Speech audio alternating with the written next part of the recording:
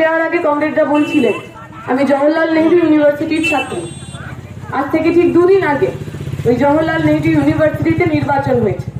আমরা দেখেছি নির্বাচনের আগে অখিল ভারতীয় বিদ্যার্থী পরিষদ বিজেপির লোকেরা খুব নাচানাচি করছিল, বারবার বলছিল যে এইবার আবকি বার মোদী সরকার, জেএনইউতেও নাকি এবার এবিভিপির সরকার আসবে, জেএনইউতেও নাকি লাল ঝান্ডা বামপন্থীরা তারা হেরে যাবে। আমরা দেখলাম যখন নির্বাচন হলো, যখন সাধারণ মানুষ ভোট দিল আর নির্বাচনের ফল যেদিন বেরোলো, তখন চারটি আসনে বামপন্থীরা জিতলো, বিজেপি গো হারা হারলো, বিজেপি শূন্য হয়ে গেল। আমরা বিশ্বাস করি ওই লাল ঝড় পশ্চিমবঙ্গের বুকে, ভারতের বুকেও আসবে, কারণ সাধারণ মানুষ জানেন তার বন্ধুকে, সাধারণ মানুষ জানেন তার দুঃখ দুর্দশায় দুর্দিনে কারা তার সঙ্গে থাকে। 15 বছর ধরে আপনার আমার যিনি এমপি, আমি শ্রীরামপুরের ভোটার, শ্রীরামপুরের বাসিন্দা, 15 বছরে একদিনের জন্য আমি কল্যাণবাবুকে আমার বাড়ির সামনে ঘুরতে দেখিনি, হাত জোর করে ওই ভোট ছাওয়া ছাড়া, ভোটের আগে হাত জোর করে ঘোরা ছাড়া। আর কখনো আমার এলাকার কোনো সমস্যা তো নাকি আমরা পাশে পাইনি।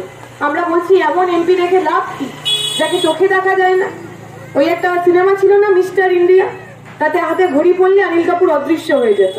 আমাদের এমপির অবস্থাও তাই, উনি খালি ঘড়ি পড়েন না, এমনি এমনি অদৃশ্য হয়ে যাচ্ছে। আমরা বলছি এমন লোক, যে লোক আমাদের ভোটে জেতেন, আমাদের ট্যাক্সের টাকায় গাড়ি চলেন, গাড়িতে লাল বাতি নীল বাতি লাগান, অথচ এই অঞ্চলের সাধারণ মানুষ, জনাইয়ের সাধারণ মানুষ, তাদের কষ্ট, তাদের সমস্যা তা নিয়ে একটা কথাও বলেন না।